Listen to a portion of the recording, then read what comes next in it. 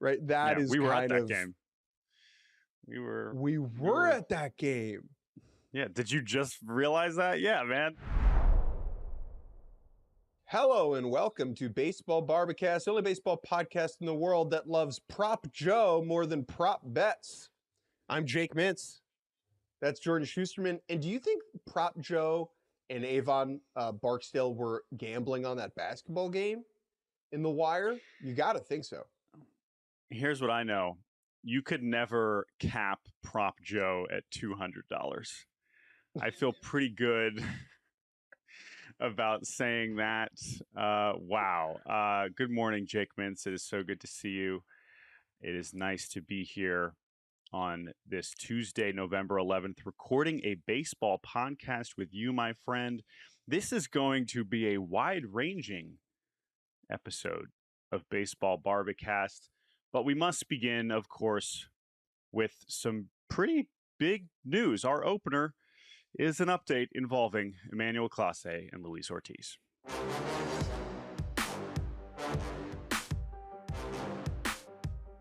Anytime you hear the words Eastern Districts of New York, you know that it's not going to be a normal baseball story. And that was the case a few days ago when news came down that Emmanuel Clase and Luis Ortiz, two pitchers, technically still of the Cleveland Guardians, were indicted for conspiring with bettors to rig pitches in order to make money from gambling websites. We first caught wind of the story during the season when first Ortiz and then Clase were put on, you'll know the exact wording, Jordan, the ineligible list. What is the restricted list? Tone? Administrative leave. Yep. Whatever. It was on they were put in timeout. They were told to sit in the corner and wait for investigations to conclude. And while this is not MLB's official investigation, that, as far as we know, is still ongoing, this seems pretty definitive, as the Eastern District of New York is not one to fling conjecture and rumor around. And so we got a variety of details, some disturbing, some funny, relating to Andy Pages, but all of them undeniably compelling. Yeah, and, this story has just kind of been hanging out, looming over Major League Baseball for the last 4 months, but it was kind of in the background, and as they continue to extend each pitcher's leave indefinitely, we didn't really know when we were going to get any sort of resolution. And in some respects, we are still a long way from getting a resolution. What we do have now is some details, a timeline, and a more clear picture of what was going on. And in some respects, it's kind of exactly what we all assumed based on the initial round of reporting and the initial this pitch looks suspicious. Oh, is this him throwing a ball on purpose for the purposes of making money? And in a very, very simple phrase, the answer is yes. The answer is absolutely yes. And I think that the few main takeaways involved with this indictment, and by the way, I mean, we're going to reference a few excerpts along the way. It's a 23-page document. Really, it's like 17, 16 pages that I encourage everyone to go read because, one, it's incredibly compelling. There are details in here that are exactly, we're talking timestamps of texts and phone calls, and some of that stuff is what's really the most shocking. But also, it, I think, really tells a story that, we mentioned that Ortiz was the first one to be placed on the restricted list, and it does seem that Ortiz's two crooked pitches were the ones that really caught, the suspicion of the gambling integrity firms. I think that's basically been confirmed. That's what flagged this. The biggest takeaway from this indictment is that Clase was the one leading the charge here. That Clase was doing this as long ago as 2023 is a pretty shocking revelation.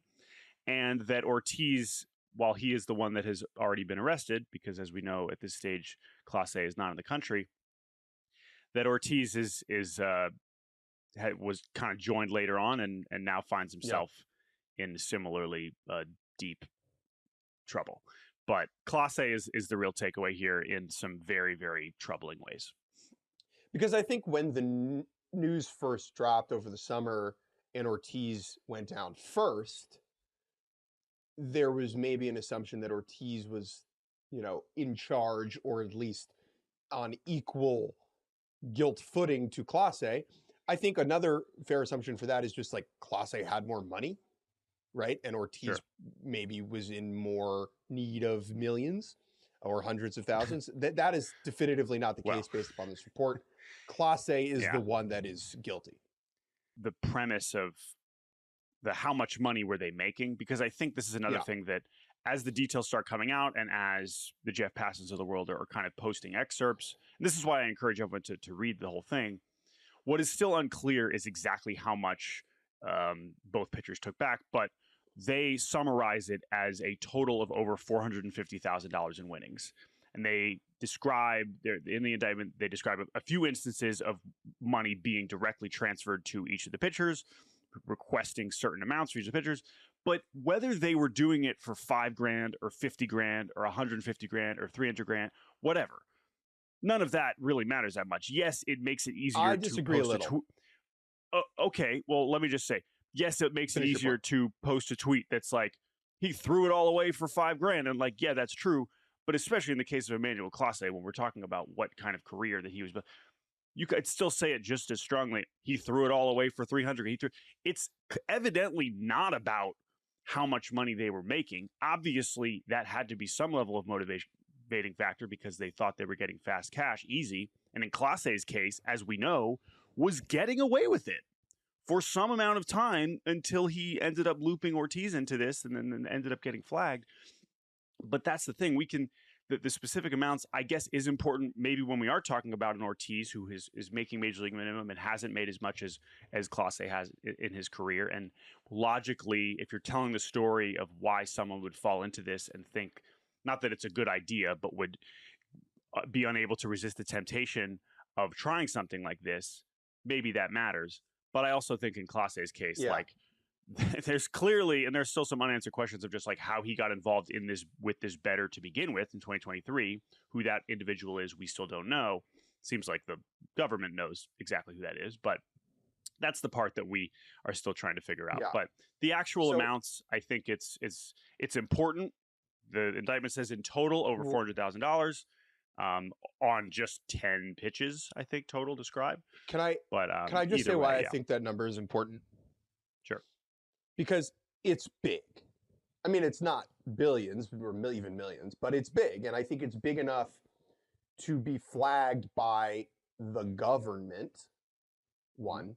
And two, I think it is a direct repudiation of MLB's constant claim that when there are big amounts being wagered on prop bets, that is flagged.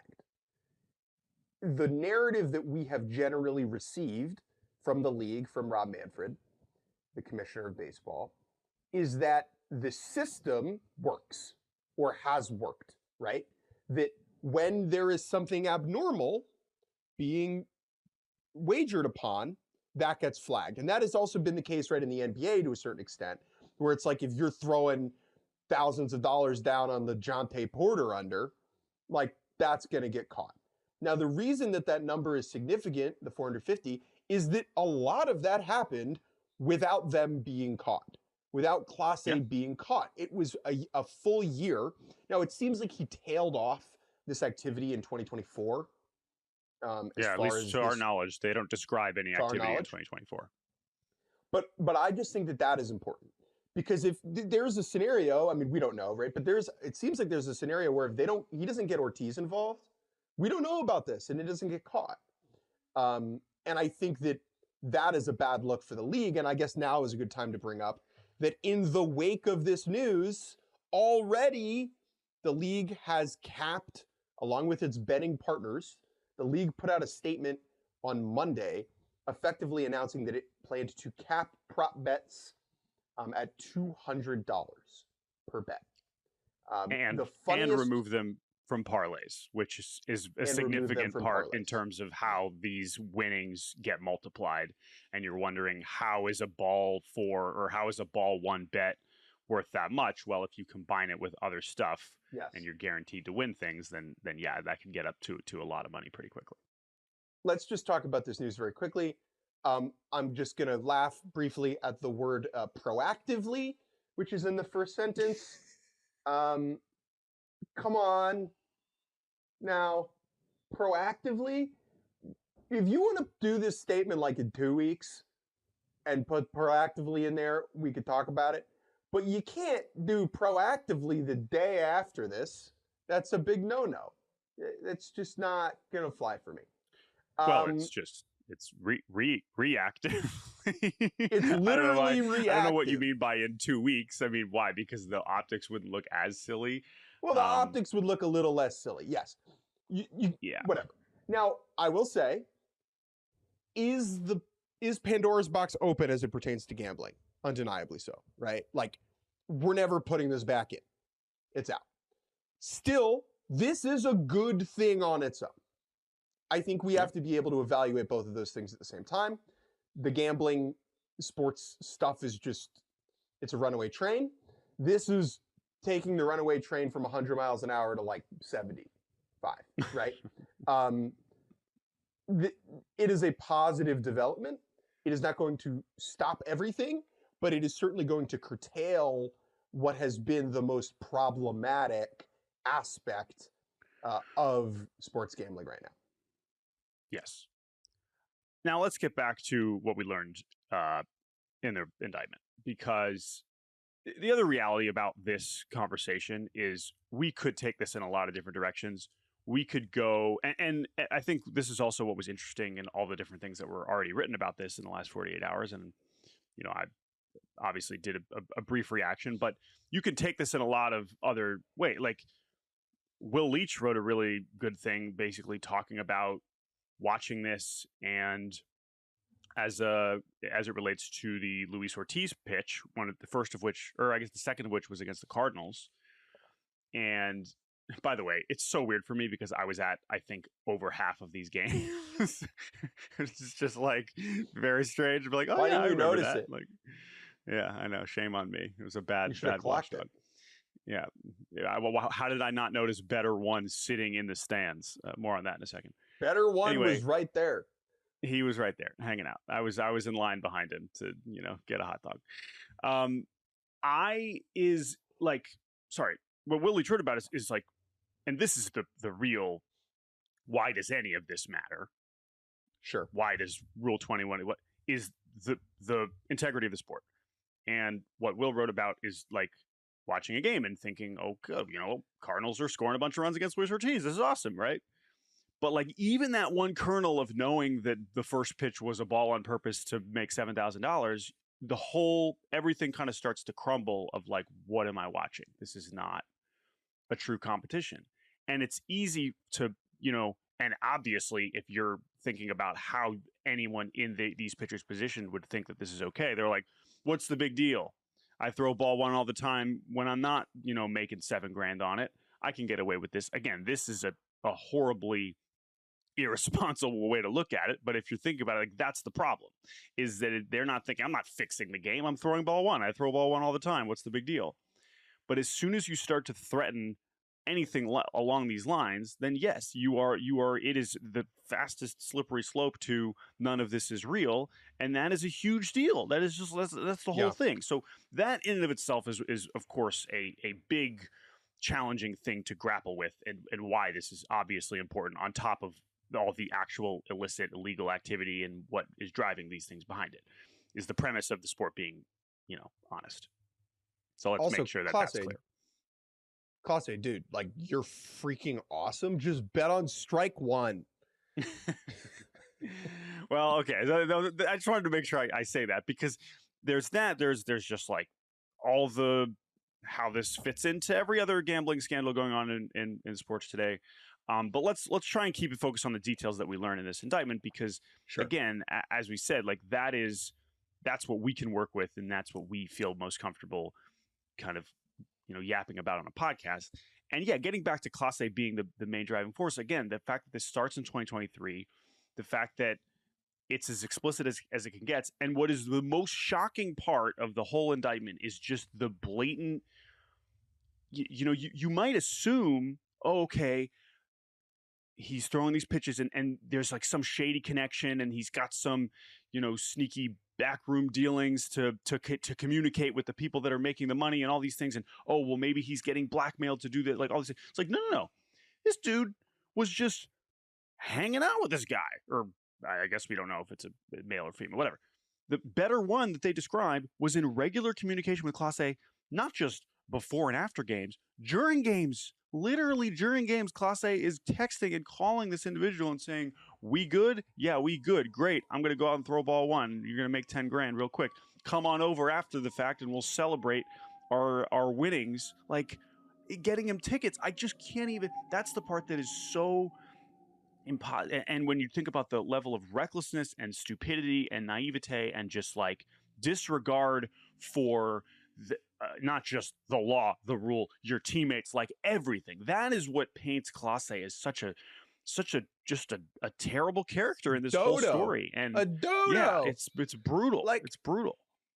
And this is the thing, right? Is when you weigh the risks and the rewards of this type of behavior, it does not compute. It does not make sense, particularly when you are a closer on a Hall of Fame path, a year and a half, I guess at the end when he gets shelved, a year and a half from free agency, right? Like, gonna make bank. He had the $10 million team options, which you assume would be picked up. But the point is, he had more money coming to him. He was making $5 million this year, and so on and so on. Whatever. Like, it does not make sense. It just does not make sense. It's not like, I'm going to steal food from the bodega because I can't afford it, right? It just doesn't compute. But here's the thing. Stupid people, selfish people, greedy people are going to always play the sport. They're going to play every sport. They're going to be in all walks of life. And so there need to be guardrails set up so that those dumb, stupid, selfish people don't, compromise the integrity of various institutions, right? That is why society has laws and rules. And what we have here is, I think, the rules of the sport maybe trailing a little bit behind the gambling culture and the behavior. Because, right, like we could sit here and be like, how could Clase do this? It's like, because this was dumb, right? Like, dumb people do dumb stuff. Now, I want to leave the door open just a crack here. We don't know the origin of the relationship between Clase and Better One. Yeah. And I think that there is a potential for MLB's investigation, the fact that is still ongoing. I think that pertains to their relationship. That, again, this is just total conjecture and guessing. Like, there is a scenario here in which in the beginning, Clase was coerced or is somehow financially or otherwise dependent on Better One. And over the years, this became more of a collaboration, but it didn't start that way. Like, and Clase is not a victim, but he's not big villain. I just want to leave the door open, a crack to that. Sure. So that if that is the case, I don't look like a total dodo and whatever. But it just doesn't smell like that based upon what's in the indictment. Yeah, especially because when they have examples of the communication between Clase and the Better and the fact that they're, how they're communicating. And then what is most troubling is we bring Ortiz back into this because, again, essentially the indictment describes 3 instances in 23, nothing in 24, and then starting again in April 25, I think another 5 or 6 instances of Clase until June when they describe Ortiz getting involved. But what is very important in terms of Ortiz getting involved and Ortiz deciding, yeah, I'll do this for $7 grand. And then Clase is like, great, I'll essentially arrange it. Clase is the one arranging with the bet. Like he is, and also what is even more damning for Clase, as is described in the indictment, is the alleged, basically Clase being like, oh, well, I'm getting in on this too. I'm going to make $7,000 off of Ortiz's pitches also. This isn't Ortiz being like, hey, set me up with this guy and I'll make some money on the side too. Like Clase is still also attached to that one. And that's the part where, like, again, Ortiz is if what is described in the indictment is exactly how it occurred, he is responsible. I expect him to be banned from Major League Baseball for life. That is all fine. But the truth is, as you read this, you have different human emotions about the situation. And this is the stuff that just makes me really sad, truly. And again, it's not to excuse Ortiz or say that he's necessarily a victim, but when you consider the dynamic at play, right? Luis Ortiz wasn't even Clase's teammate. Maybe he knew him 2 years ago, whatever, but he wasn't even Clase's teammate until this year, right? And you can imagine that when Luis Ortiz gets traded to the Guardians, who's the pitcher that he's gonna go hang out with first and foremost? It's gonna be Clase, of course. That's natural. He's the other Dominican pitcher on the team. Yes, they have Jose Ramirez, which, my God, I mean, can you imagine the level of disregard and disrespect and selfishness that you have to play for the Cleveland Guardians and do something like this with Jose Ramirez as your guy? I mean, that just honestly, like, as your teammate and countryman.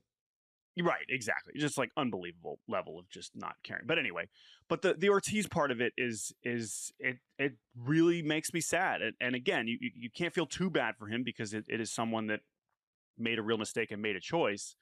But that's the part of this, and what I read from, and maybe there are a lot of people that will read this and not feel bad for him at all, and I totally get that.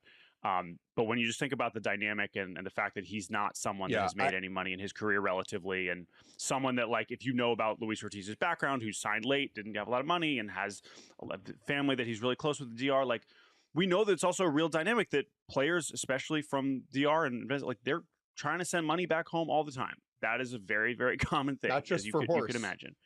Right. And obviously, as we see, there's details in here where they're sending money back, and that becomes problematic too, because the money is illegal, or the money that they have acquired is not legal. That's where you go into wire fraud. That is, yeah, exactly.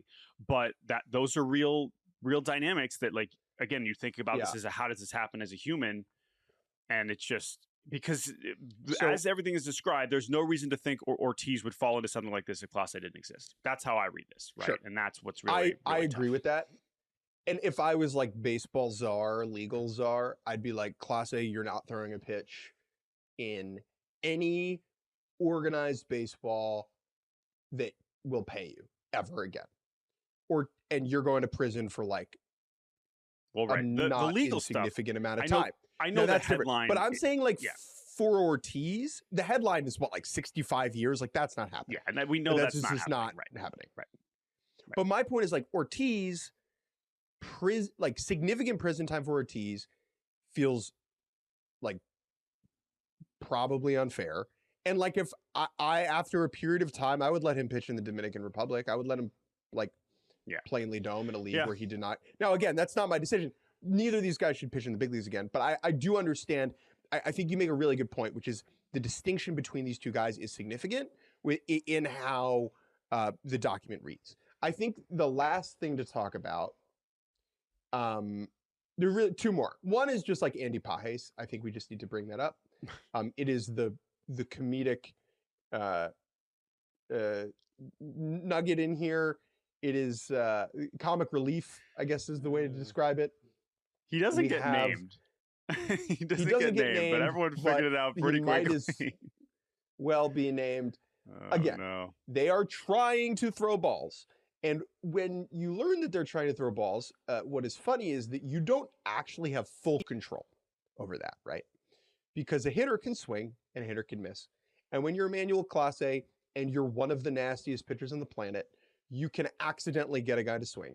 And when you're facing someone like Andy Pages, who would swing at me throwing a crumpled up ball of aluminum foil into the trash can in my kitchen, you are at risk of failing. And that is what happened. There is a highlight of Clase trying to throw a ball, of Andy Pages swinging and missing at it. And then there is evidence in the text messages between Clase and the bettor of like sad face emojis, even though the Guardians won the game. Right? We were at that game. We were at that game. Yeah. Did you just realize that? Yeah, man. This is when you came to visit me earlier this season to see the Dodgers. That was the day game. It was the series finale. How did I miss it? It was right there. I know. It was right I there. will say, Andy though, that specific pitch was a way better pitch than a lot of the other ones. the other, most of the pitches that are described, and obviously by now I imagine most people listening to this have seen all the clips, especially the two Ortiz ones are like, I mean, they might as well be cricket preposterous bowls. I mean, we're spiking them way in front of the plate. But yeah, but the Pages thing is tough because coming off the worst postseason ever, literally by some measures, like lowest OPS in postseason history, minimum 50 plate appearances. And now this, it's like, oh, Andy Pages is the worst hitter of all time. And then you go back and you look, like, man, Andy Pages had an awesome season. Had a good year. Had a really good year. 4 WAR. So anyway, but that is indisputably funny. And yes, there are some other details within the indictment that are kind of difficult not to laugh at once you balance the and honestly, it reminds me of when we did this with Ipe, right?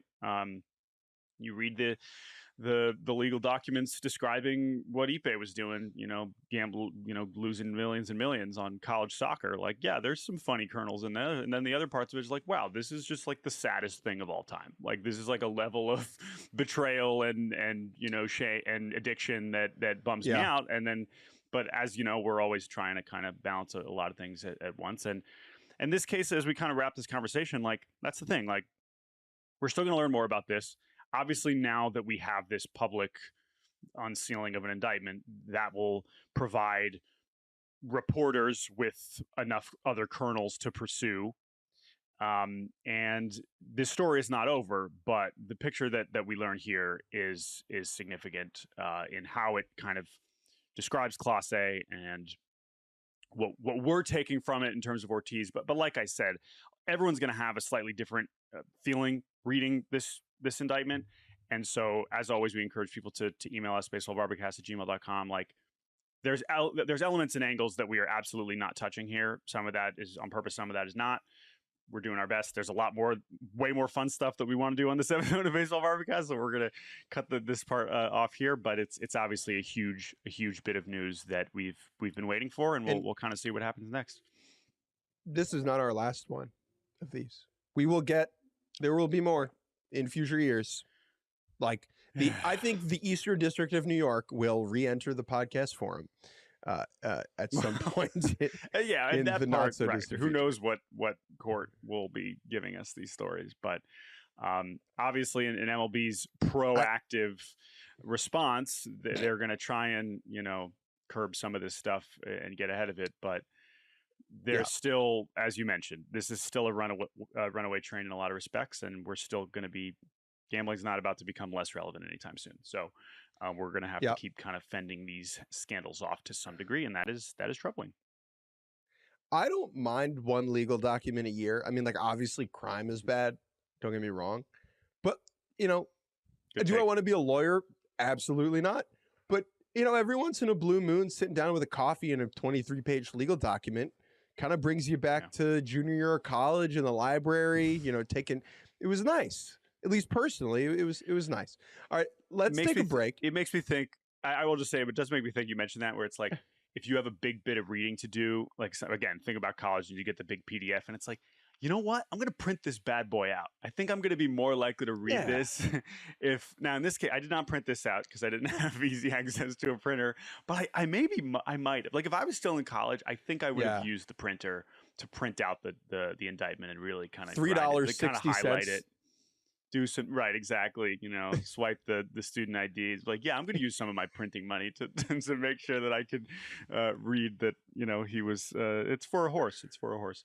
Okay, it's for a horse. We're not. By the way, the it's for a horse. Yeah. Again, shouldn't be laughing at this because it's sad, but it's not just the tell him it's for a horse. It's the Ortiz saying, "Okay, perfect." I'm like, oh god, perfect. Oh, perfect. Got it. Nailed it. Perfect. All right. Well, we're going to take a break. When we return, it's award season, folks. This is going to be a lot more fun to talk about. We'll be right back on Baseball Barbacast. And welcome back to Baseball Barbacast. It is award season. We just had some elections in this country that I did not get to vote in because I'm a DC resident. I did vote in the New York mayoral primary. If you're my friend, you can ask me who I voted for. You could probably guess. But Jordan, you got to vote. You got to vote recently. Yeah. You got to vote for American League Rookie of the Year. It is the third time that you, as a member of the the Baseball Writers Association of America, you got to vote. You got to vote on postseason awards. I am also a member of the Baseball Writers Association of America. However, I am still, for the rest of the year, a member of the New York chapter. And the way it works, right, is it's broken up into chapters. Each chapter gets 2 votes, effectively, for each award. 2 people get to vote. Those votes are kind of doled out to various people in the chapter. When you're in the New York chapter, it is far and away the largest chapter by like a factor of 3. And so I have never received one of the votes for that. That's fine. I am young and dumb. Jordan, however, as a member of both the Cleveland and Cincinnati chapters, there are way fewer people in those chapters. And so you have gotten to vote all 3 years. Now that I am in Washington, D.C., the D.C. Baltimore chapter is what they're combined into one. I presumably, hopefully, will get a vote next year. And I will definitely more likely. Friend of the program, I like your chances. Chelsea Janes, who is the president of our chapter, into giving me one. Jordan Shusterman. All right. That is a lot of preamble. You voted for the American League Rookie of the Year, and you, like 29 other beautiful souls, put Nick Kurtz first. Nick Kurtz is your American League Rookie of the Year. Jordan, why'd you do that? He was really good. He was. Oh, it is great that like he comes up. He's good. He plays like 30 minor league games, and you know, and I wrote about my ballot. Our colleague Russ Dorsey also had an AL Rookie of the Year ballot, and we did a little behind the scenes look. Which, yeah, it wasn't just like we both voted for Nick Kurtz. The end. Beyond that, I think there was some interesting discussions to be had, and that's why we decided to write about it. But the Kurtz thing, as I kind of alluded to in what I wrote about, you know, we justifiably marveled over Trey Savage, who hilariously will be eligible next year. But Trey Savage and what he did in the postseason, and this doesn't take anything away from him, but it's just like, how is this guy doing this? He was in the low A, and then he was just drafted last year. Nick Kurtz went from drafted last year to a top 10 hitter in the league like that. And as good of a season as his teammate Jacob Wilson had, and Roman Anthony when he was healthy, this was an unbelievable debut, historic by many respects. The slugging numbers that Nick Kurtz produced, and that is not just in his minor league park in Sacramento, like wherever he went, this dude was hitting the ball hard and far and often. And wow. I mean, you can, whether it's slugging, whether it's home run, whether it's ISO, like this was a historic rookie season. It really was. And sure, the sample wasn't a full season, but I am so impressed with what he was able to do, and this was certainly an easy pick at the top of the ballot. If you sort by OPS on the day that Nick Kurtz debuted to the rest of the season, number 1, Aaron Judge. Number 2, Shohei Ohtani. Number 3, Nick Kurtz. Like, that's there you go. That's it. that is an amazing sentence. Yes, this was not good for a rookie. This is one of the best hitters in the league. And as I tweeted about yesterday, incredibly, his pal Jacob Wilson, who could not be more different, finishes second with another impressive season in a completely different way, which is never striking out, because Nick Kurtz did strike out a whole bunch. But Jacob Wilson, who finished second in batting average in the league, played like 120 games at shortstop and hit for way more power than I thought he honestly ever would. 13 homers for Jacob Wilson is like, I would have, if you said before the year, like, what's Jacob Wilson's career high in home runs going to be in a single season, I would have said like 11. And the fact that he still has the lowest hard hit rate and bat speed, whatever. He is finding ways, but you can comp him to Luis Arraez, sure, and there's some truth to that. he has found ways to actualize his very modest raw power into slugging production in a very impressive way. And I ended up voting Wilson over Anthony second, just essentially just based on the positional value of him playing way more shortstop than Anthony played. He didn't play any center field, but even corner outfield. Would I take Roman Anthony over Jacob Wilson long term? Yes, absolutely. But I was a Jacob Wilson skeptic coming into the year and out of the draft, and he has won me over to a degree as a unique special hitter. Is he going to be able? The BABIP won't always be kind to him every season, and maybe he will fluctuate a little bit. Maybe he's a second baseman long term, but I love that Jacob Wilson exists and that he's found a way to be successful already. I also think that in this day and age, the thing that you can most improve upon is bat speed, probably as a hitter. Yeah. Right. Like there are ways to get better at that. And you could see a world in which we have evidence, like Jacob Wilson, a couple winters of just swinging really heavy bats and doing high speed training, like that could improve and he could add some juice a little bit. You had Roman Anthony third on your ballot. He only played 71 Major League Baseball games this year. He was freaking awesome in those 71 baseball games. What made you comfortable enough with him being that good in a small sample to jump him over his teammate?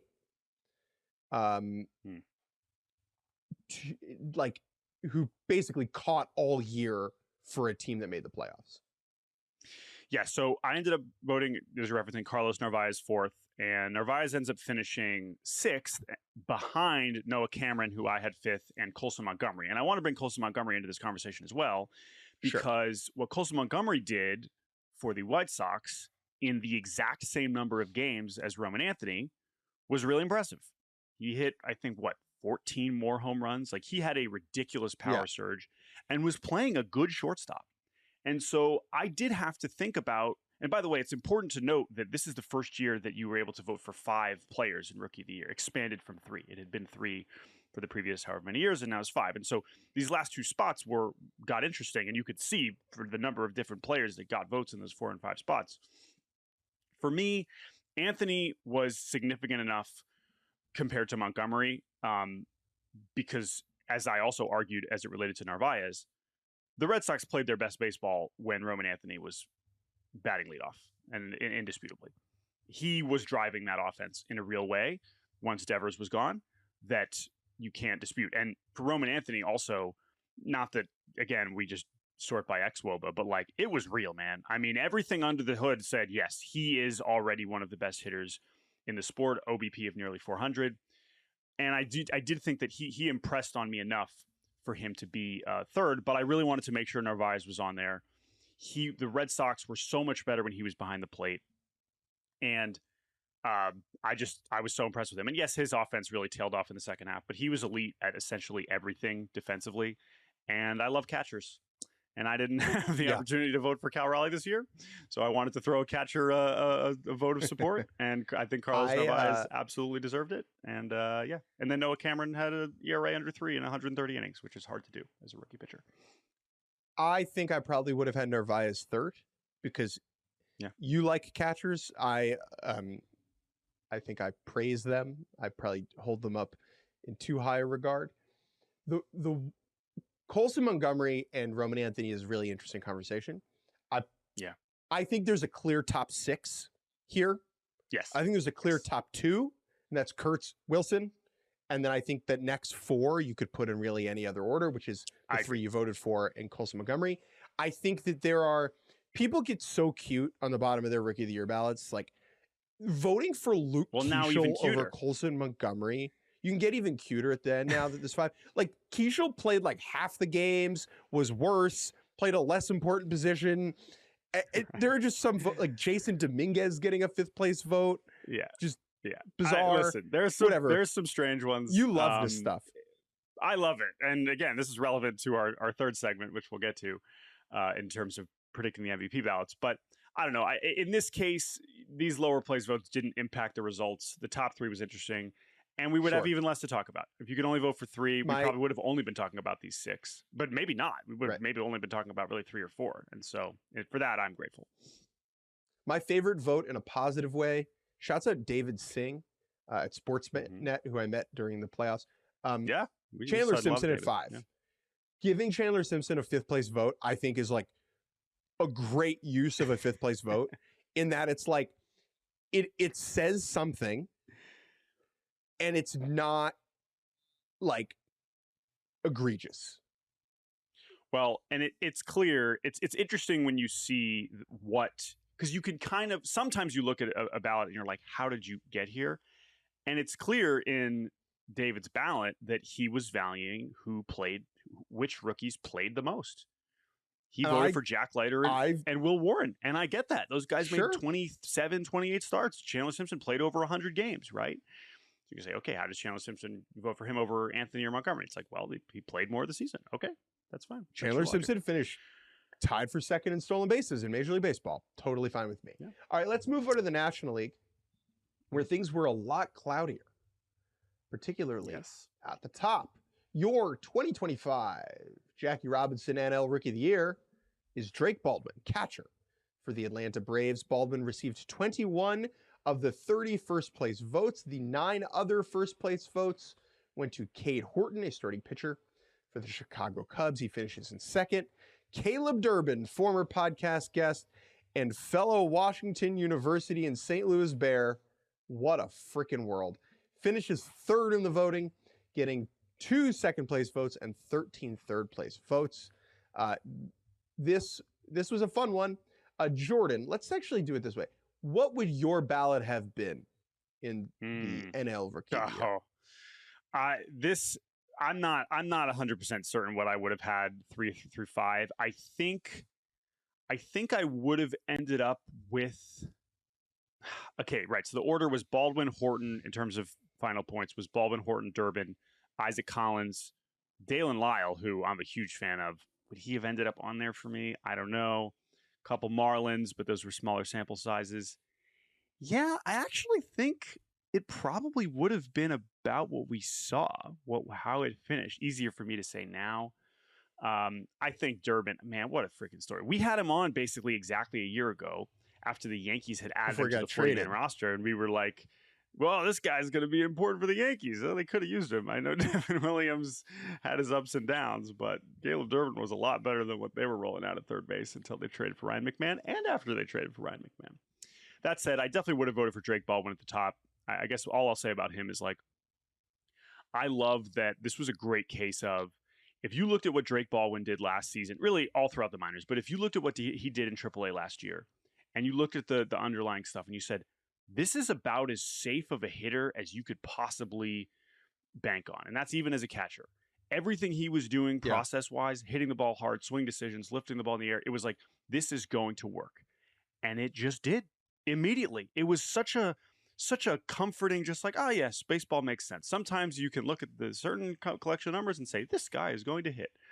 And that's what he did. Now he's the Rookie of the Year. And that's awesome. That's a hell of a freaking find for Atlanta. For this guy to be a team that already had, of course, a good catcher in Sean Murphy, to get this guy in the 3rd round and have him be Rookie of the Year 3 years later was incredible. So I'm a huge Drake Baldwin fan. I was not surprised that he won. I think Cade Horton, it was kind of a strange season for him. Some injuries along the way. Was not striking out a lot of guys, really at all. No. But the ERA was really low. Was doing it on a playoff team. So I understand voting for him, but I would have voted for Baldwin pretty comfortably. I mean, the argument for Cade Horton, I believe this is true. In the wild card era, if you're doing like rookie ERA single season, it's like, I think it's DeGrom, Skeens, Jose Fernandez, and Cade Horton. Yeah, I don't know if by the end it was that, because he definitely had a stretch like in the second half where it was like almost under 2. And if you did the right splits, 2.67 is very low. I don't know if that's historically low. But yeah, I mean, 118 innings. Lowest, so, we're not talking. 4th lowest ERA in the wild card era by a rookie with at least 20 starts, behind only Hideo Nomo, Paul Skeens, and Jose Fernandez. I mean, like, that's like, if you voted for Cade Horton, that's compelling. That's a totally legitimate argument, right? Like, I have absolutely no issue with that. I think the Brewers guys all kind of stole votes from each other. It was tough. A little bit, right? Like, parsing Durbin and Collins and Patrick and even Mizorowski, who got a 4th place vote. Like, they were all really important, and I think it's fine how it ended up. I actually do think I would have just voted the way that it ended. I might have had Dalen Lyle over Isaac Collins. Awesome, I think dude. Dalen Lyle's really good. Again, not a good defender in the outfield, but he was raking for the last 2 months, and he's impressive. So my 2 favorite votes on this are Jack Dreyer for the Dodgers, who got one 3rd place vote votes. and one 5th place vote. Jack Dreyer, who kind of fell down the trust tree pecking order as the playoffs went along. I mean, in the regular season, 76 innings with a 2.95 for a Dodgers team that during the regular season just needed human beings to throw baseballs towards home plate. And then my other favorite vote is Nolan McLean. I think that Nolan McLean gets 2 5th place votes. If you're going on bulk, it is very silly. He only made 8 starts. Boy, were they 8 good starts. And boy, did the Mets need those 8 starts. And it still didn't matter. But, like, think about it this way, right? Like, Nolan McLean. It's like, whew.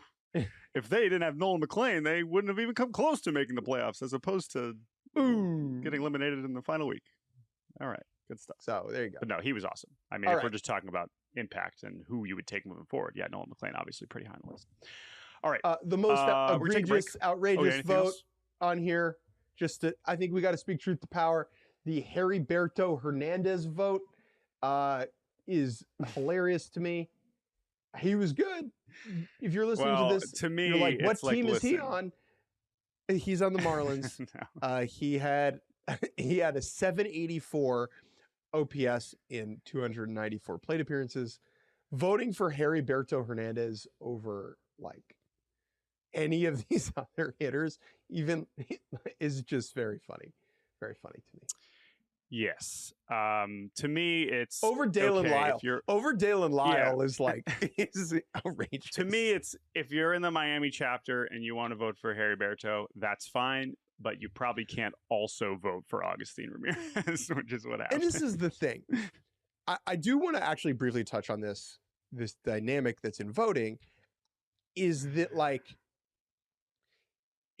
you're put in a tough spot in a way when you vote, right? Because if you vote for the player on the team you cover, people call you a homer. And if you don't vote for the guy on the team you cover, that guy and his teammates will be mad at you the following year when you have to do your job, right? And so like that creates an issue. Again, first of all, I don't think the average, like that's not how this should be thought about. I understand what you're saying. Obviously there's a human nature I think to that. But subconsciously for people. And there's a range of how much that matters, how much should matter, how much players care, how much like it's totally, who knows. But I don't know. Like you'll get to vote and think about it this way. Seriously. Think about it this way. We're all doing our best. Yeah. If you're in the Seattle market, I don't know who have those AL MVP votes. If you're in the Seattle market and you vote Judge over Raleigh and Judge wins, and you show up at spring training, like let's just say friend of the show Ryan Divish does that, right? He doesn't really need the cachet necessarily, but like that for a certain type of reporter, like that is a thing. Like that is a relevant data point that influences your just voting. Have to look at. I don't know if there's any way to fix that. Just look at the votes. Yeah. So I don't know. I mean, there are some complicated dynamics involved in this stuff that is less fun to talk about, but either way, we will choose to do our best when we have the privilege to do so, to vote, and also make some jokes because it's baseball awards. It's not that serious. All right, we are going to take a break. We are going to continue our conversation about baseball awards, previewing the MVP race for one final time. We'll be right back on Baseball Barbacast. And welcome back to Baseball Barbacast. Jake Mintz, Jordan Shusterman. We'll fly through the rest of these awards tonight. We'll get Manager of the Year. It will be Pat Murphy in the National League, and it will be, I think, either Stephen Vogt or Dan Wilson in the American League. I don't think John Schneider will win. People will lose their minds because this is voted on before the playoffs. That is silly because the playoffs are when the manager really matters. That is a sentence I just spoke. The Cy Youngs will be Paul Skeens and Tarek Skubal. The NL MVP will be Shohei Ohtani. Sorry for the spoilers. And then the AL MVP will be a coin flip between Aaron Judge and Cal Raleigh. We have talked about this ad nauseum. For me, it is this simple. Aaron Judge is the best hitter on the planet. Cal Raleigh is worse than Aaron Judge at hitting. I think everyone agrees that that is true. I think Cal Raleigh probably agrees that that is true. Aaron Judge is a better hitter with better offensive numbers overall than Cal Raleigh. The question then becomes, how important is being a catcher? You can value that at X. You can value that at Y. If that value pushes Raleigh over Judge for you, you and I can be friends. If it doesn't, you and I can be friends. And that's it. I wish it was more complicated. You can do, though, how many homers would Judge have hit in Safeco, and Raleigh, how many would he have hit in Yankee Stadium? Whatever. I think that's all just noise to me. And it really just comes down to how unique is and impressive is a season like this from a catcher. And if you think it's very impressive enough to vault him over Judge, great. And if you don't, great. Yep. You have maintained a stronger belief that Cal has a chance to win than I have throughout this process. I think we will stay on that side for now. I think Cal will certainly get a good number of votes. I think Judge will still get more. Maybe we end with a tie. That would be amazing. It's 30 voters. We know these two are going to get all the first and second place votes. We've had some really, really, really close races before, but not the closest in the voting totals is 2017 National League, where Giancarlo Stanton beat Joey Votto by 2 points. But those two guys did not get all of the first place votes. And so that was a more spread out field. This one, we know who we're talking about here. And I'm fascinated. That mean I'm going to be shocked if Cal Raleigh wins? No, because he's a catcher that hit 60 home runs. But I don't know. I think Judge still has reached a level of like, oh my God, we have not seen this since Barry Bonds. And I think he will be acknowledged as such. But we will see. I'm excited to find out, obviously. And whether Cal wins or not, I am still grateful to have witnessed his season from beginning to end, all the way until his home run in Game 7 of the ALCS, which was the last run the Mariners scored this season. Last run the Mariners ever scored. Before we do our MVP guessing game, I would just very briefly like to shout out Jose Ramirez, who is going to finish third. He is the third finalist. Depending on how many votes he gets, he is going to vault up to like third or second on the all-time MVP share leaderboard among players without an MVP. Now, what that means is basically your overall career MVP vote value just like accumulated over time. He is currently fifth on that list. So statistically, you could say the best player ever without an MVP, right? Or like the most, I guess is just one way to frame it, behind Al Simmons, Bill Terry, Eddie Murray, Mike Piazza. He could be, depending on how it shakes out, like first on this list by the end of the week, which would be fascinating. What a player, what a career. I hope he gets one. He probably won't. I love Jose Ramirez so much. Yeah. Let's do our dumb game. It wasn't even a certainty. Like, I think it was going to be between him and Bobby Witt, who, as our friend Vinny Pasquantino pointed out on Twitter, he was like, LOL, Bob won Silver Slugger and Gold Glove in a down year. I'm like, yep, pretty much. But I, too, love Jose Ramirez, and I am excited to see him. And by the way, Bobby Witt will also be interesting because he could very rapidly. He's much more likely to win one at some point. He just has to wait for Aaron Judge to stop being so awesome, and then he will have his time to shine. All right, so what we're going to do is a game we did last year, and I had so much fun with it that I wanted to bring it back. So the way that this is going to work is that, okay, Judge, Raleigh, cool, whatever, we know that. Shohei Ohtani, awesome, we're aware of that. MVP voters have 10 spots on the ballot, which means they have the opportunity to throw MVP votes to 10 different players. What that means is you get a whole bunch of different guys getting votes, especially once you get past the top 4 or 5. Yes, usually there's 3 to 5 to 6 guys that will appear on all 30 ballots in each league, But after that, boy, does it get interesting. And last year, I kind of went back and reviewed how many players on average appear on the ballot in each league and found that the answer is around 20 to 25. Each year, a different 20 to 25 different players in each league receive at least one MVP vote.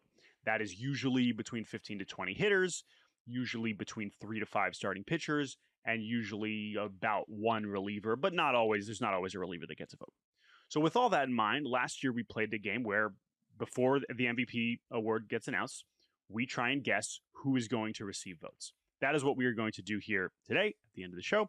Jake is going to present his guesses as to who will receive votes in the American League first. I will then share which of those I agree with, and then we will reverse, and I will go in the NL, and Jake will do the same. So, Jake, take it away. We're not going to spend too much time on each player, but who do you believe will be receiving, again, just one? All you do, if it's 1 10th place vote, that counts as a victory here. Who will be getting votes in the American League? So I will do the AL as I go. You let me know after each player if they're on your list. I have my top 10 in order of how I would vote, just for fun. Okay, I didn't do that for the NL, but sure. Yep. I have mine for the NL as well, but I will begin. Cal Raleigh, Aaron Judge, Jose Ramirez, Bobby Witt Jr., Tarek Skubal, Garrett Crochet, George Springer, Julio Rodriguez, Junior Caminero, and Vlad Guerrero Jr. I assume all 10 of those guys are on your list. Yes. I have all of those gentlemen as locks to receive a vote. So I will say, in fact, for me, it was notes there. Pretty clear top 10. The next 3 players I'm calling shortstops. This is Jeremy Pena, this is Gunnar Henderson, and this is Bo Bichette, all 3 of whom I think will get votes. Okay. So Bo I have as a lock. Gunnar, I cannot fully commit to. I think it's totally plausible. He was it was essentially like a diet version of Bobby Witt, where it was like he was way worse than last year and still amazing. But this time it was for a Orioles team that stunk. So I will, for simplicity's sake, agree with you and go with Gunnar Henderson as well. I think somebody is going to sort by WAR and be like, oh, a shortstop played 154 games. A lot of people are going to sort by WAR. Yeah. And put up 4.8 WAR. So that's why he's on my list. Okay. The next group I call Byron Buxton. Yep. I think lock for me as well. Is he a that lock is 14. For you? Yes. The next group I call Other Yankees. This is Cody Bellinger, and this is Jazz Chisholm Jr. Cody Bellinger, I do believe, is a near certainty to receive votes. Jazz, having gone 30-30, I am not gonna say Jazz. I'll go ahead and split up. Not that I'm saying he doesn't deserve it, but I think Bellinger I feel very good about. I will differ on you for Jazz. Great. My next group is called, wow, that's a lot of homers. That is Nick Kurtz. Yeah. Okay. And that is Riley Green of the Detroit Tigers. Okay. Now, Riley Green was worse than you think. A lot of strikeouts tailed off as the season went along. But I just think that a Detroit Tiger hitter is going to get a vote. And I think that Riley Green hit enough home runs for somebody to put him down in the ballot. I think I agree with you. The thing that gives me pause is that we both picked Riley Green last year, and he did not get any votes. Now, the Tigers were, I guess, not really better than they were last year. Or I guess they were slightly. It was very weird. I don't even know how to really say that because it was so bad in the second half and so good in the first half. So, but I think I think Riley Green's more likely than Jazz. I'll say that. Disagree. So I will go with you. I will say Riley Green, yes, just because I don't feel good about it. But okay, fine. I'll agree with you on Riley Green. My next pick is Aroldis Chapman. He's on my list. If I am going to put a reliever, it's probably him. but I'm gonna not pick him. He was on Okay. here, but I didn't. I'm not picking him. I wanted one reliever, like between both leagues, and he was the reliever I picked. I have Understood.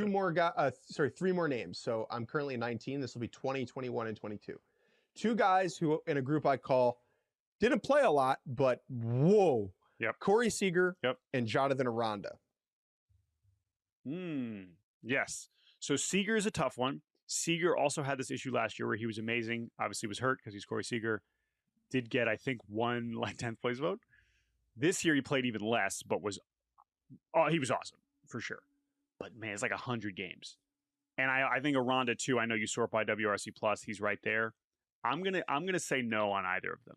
I'm gonna say no on both of those. Okay. Games. I think the problem with Aranda is that he doesn't show up on like leaderboards if you don't put the minimum qualified, down. right? You have to lower it. You have to lower the minimum. Same thing for Seager. Yeah, but the difference is people know Corey Seager's hurt and playing 100 games every year or whatever. Yes. Jonathan Aranda, I think, just as a ray behind Caminera, I think he's got a chance. And then the last one is Hunter Brown. Hunter Brown I have on here because three starting pitchers usually get votes. Yep. And so he's the third one. He's on my list. So that is my 22. Who do you have that I do not have? Right. So you said, I'm sorry if I missed it. You have Maikel Garcia and Springer. You mentioned those guys. I do not have Maikel Garcia on here. Do not have Maikel Garcia. Interesting. Okay. I think Maikel Garcia is a lock just because he's high enough on the WAR leaderboard. Like, I think Maikel is more likely than Gunnar even. Yeah, I actually do. Okay, wow. Okay, you had Springer, right? You mentioned him earlier. The only other ones to mention, and I mentioned Springer, is again the Blue Jays too. Would Kirk get some votes? Kirk. That was one I considered. Notable mentions. And then other than that, a version of Seager would be Bregman. Yep. But that's, if we're going full Yankees, Ben Rice, and I don't think that's happening. Smaller sample catchers, Shea Langoliers, Dylan Dingler, awesome seasons. Don't think that they are getting on there. And then if we're just doing like counting stats like it's the 80s, Vinny Pasquantino, Wyatt Langford, hooray, hooray. But Joe Adele. Otherwise, I think, I didn't, But otherwise, we're pretty much in sync here. And then Yandy Diaz, I think, is another one if you're just going by offensive production. But so, Maikel. Wow. Okay. So you don't think you're out on Maikel? That's okay. Interesting. I don't know. I'm not out on Maikel. I think people will be out. Like, I think. 6-1. It's again, 6-1. You know what? It's hard for me to imagine. You might have convinced me. It's hard for me to imagine the Kansas City chapter not voting for Maikel. Yeah. Okay, I'm adding Maikel. You've convinced me. Okay. When presented with new information, as humans, it is important to change our opinions. I am doing that, and I'm going to add Maikel Garcia to my list, giving me 23 players. Jordan, National League, please. National League. Here we go. I did not do mine in order, but I will do my locks off the top here. Okay. Ohtani. Heard of him? Good player. Good. Schwarber and Soto are our other finalists, so we don't have to discuss those. Although it is interesting that, like, WAR-wise, Schwarber was, 12th or 14th or something. I would have had Soto second and Schwarber third. That is interesting. But we're not going to spend time on that. Other locks for me include Trey Turner. Yep. Geraldo Perdomo. Francisco Lindor. Yep. Corbin Carroll. Fernando Tatis Jr. Paul Skeens. Christopher Sanchez. Indeed. Okay. Those are 1 billion% going to get votes. Okay, great. PCA is probably the player I am most interested in where he ends up. I'm going to put him on my lock, even though he had the 280 on base and was awful in the second half. I don't think he's going to finish particularly highly. Like, I don't think he's even going to finish in the top 10. I think he will get at least a couple votes. Yeah. Okay, great. Let me get the rest of the pitchers out of the way because I struggled for my third pitcher, and I did not end up doing. I'm not saying Edwin Diaz would be my reliever candidate. I don't think he's going to get one. I think Chapman's more likely than Diaz, so I'm moving him to the side. I struggled between Yamamoto and Logan Webb. I know Yamamoto is the third Cy Young finalist. But I also think Logan Webb with the innings and just like him being the rock of the Giants, I could see him ending up at the end. But ultimately, I am going to say Yamamoto. I am going to go with Yamamoto because I think that like he, again, it related to just like how important he was to the Dodgers, and that's even before he went, God mode in the postseason. So Yamamoto, those are my three pitchers. Not complicating that. Okay. My next two, again, leaning into the war here, are Nico Hoerner and Bryce Terang. Terang, I feel better about than Hoerner, just because Hoerner, sorting through the Cubs is difficult. More on that in a second. There's got to be a Brewer in some form. I think Terang, and he had a great offensive season and is still a good defender, and he's going to show up on there. And I just don't see a world where no Brewer gets a vote. Okay, Freddie Peralta enters this conversation to some degree. Is that what you were going to say about a Brewer? No. So I have Terang, and I do not have Hoerner. Okay, got it. So now let's bring in another Cub into the conversation. You have other Brewers. Actually, then do that now, because I do not. So what other Brewers would you like to mention? And Frelick. I think Frelick is going as, like, if you're around the Brewers, Frelick is like the guy, sneaky. And I think that someone in the extended baseball universe will learn that information and will have seen him play an unreal series. Like when Frelick is locked in and he's getting on base and he's a pest, like he exemplified the Brewers this season more than really any other player. I would not vote for him, but I think that somebody will. And then Yelich is like, he's the Brewer, he's the Brewer. Yeah. So I have Yelich and Frelick on my list. I thought stronger about Yelich than Frelick, just because I think if you're sitting down and you're not, and it's also possible that the Milwaukee voters vote for 3 Brewers or 4 Brewers because they were the best team in baseball, and that's whatever, fine. I just think Terang is, I don't know, but I hear you, and I agree that Frelick does embody it in a lot of ways, and that's fine. And you say the best team in baseball, and to be clear, that's why when you parse through the Cubs versus the Brewers, I think I have Hoerner off and I have the Brewers on. Okay. But go ahead and tell me about the Cubs. So let's bring in another category, which is 4 first basemen with very similar cases, but team dependent. You can make an argument. That's Pete Alonso, that's Michael Busch, that's Matt Olson, that's Freddie Freeman. I am going to say that Alonso, Busch, and Olson all get votes. Alonso's the one I feel the strongest about. Olson, I feel very good about. I think playing 162 games helps him. And then Busch was just awesome. And again, like, does he? I've said him before Kyle Tucker. We haven't gotten to him yet. I don't know. I'm a sucker for Michael Busch. So, like, would you have Busch over Hoerner? Yeah, I have Busch on my list, and I don't have Hoerner. Okay. All right. Understood. Okay, great. So we'll have that. And then Freddie's one where it's like, would I be surprised? No, but I think I'm gonna leave him off. Do you have Freddie? No. No Freddie. Okay. Now the last 3 for me. Sorry, I have 4 left. Okay, I have 4 left as well, and I think they're going to be the same as your 4. Go right ahead. Okay. So part of the reason why I didn't pick Freddie is because I think Will Smith is more likely. Even with smaller amount of playing time, I think Will Smith was amazing, and I think Will Smith will get some votes. If I had a ballot, I would have Will Smith 7th on my ballot. I love catchers. He had an all-time good offensive season for a catcher. Great. Another smaller sample, but I also think the residual of how he finished last year and just has the reputation. I think Ketel Marte, another Diamondback who was awesome when he played. I think Ketel Marte will still get a handful of votes. Off my list. Understood. My last 2, and then we can throw out a couple other names. This is fully leaning into someone from the local chapter is going to vote for them. One of them is Kyle Stowers, who, if you lower the minimum, he's essentially he's basically a Ronda, but an even more compelling case than a Ronda, in my opinion, if you lower the minimum. Yeah. Yeah, And you're right. so I'm gonna adding go with that. Stowers. I'm adding Stowers based Okay. upon the Heriberto Hernandez vote. Okay, and then finally, if you listened to this game last year, you know that the grand reveal when I shared this with Jake, and we will do the same thing later this week, was that Ezekiel Tovar got 2 votes but from both Colorado voters last year. And even though the Rockies lost 119 games this year, I'm going to call my shot and say that Hunter Goodman is going to get a 10th place vote once again. Yeah. For what is essentially the same season as Ezekiel Tovar, except as the catcher. And I am going to just lean it all the way into that.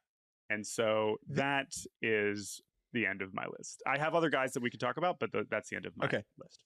This is such a good call that I'm not going to add it to my list. Okay, that's fine. So good. Couple other names. Other guys. Go ahead. I have a couple other guys on my list. So I have James Wood on my list. Yeah. Consider him. I think his first half was so good. It's similar to PCA in a way. Sure. Just with the fall off. I think he gets on. And I think on a way worse team, which hurts. I think Ellie De La Cruz gets a vote. Just because he's Ellie De La Cruz. I know his season was whatever. He had 22 homers. He stole 37 bases as a shortstop. I think Ellie gets a vote. I think Kyle Tucker gets a vote. Yep. Tucker is one. Again, it's just like, are all of these Cubs going to get votes? Maybe, probably. Okay. That's fine. Yep. And then the last one I have is Gino Suarez. Oh, wow. So, okay. Yeah. Eugenio Suarez, it's a little complicated, right? Because he gets traded to the American League at the deadline. And so it's a lesser body of work. But, that's a lot of homers. And if he spends the whole season in the NL and doesn't get traded, I think he's a lock. Right? Well, yeah. I mean, because homers. Yeah, sure. Yeah. And so I think that then becomes a conversation, right? Did he do enough in the National League? He doesn't show up on either the AL or the NL leaderboard, obviously. But he has 49 home runs. The other ones I had on the bottom of my list, just to shout out some names, Willy Adames, Bryce Harper, who was just boring and totally fine.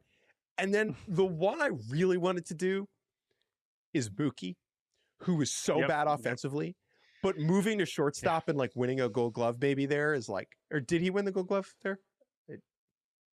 I guess that already happened. I think he was a finalist. Whatever. He was awesome. That is another one. So those are our lists. We'll check back in on Friday and let you know how we did. We will reveal to one another. Maybe I'll reveal NL to you. You can reveal AL to me. And we'll have a good time. Thank you all for listening. That is our show. Thank you to Ingrid Rosas and Andrew Hartz for producing. You can email us at baseballbarbercast@gmail.com. The offseason rolls on. On Friday, we will review the rest of the awards, maybe talk a little manager stuff, good, bad, ugly, of course.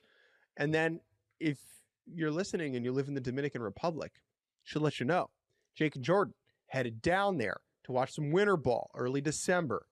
If that note pertains to you, email us. Let us know where to eat. That's all. Have a good day.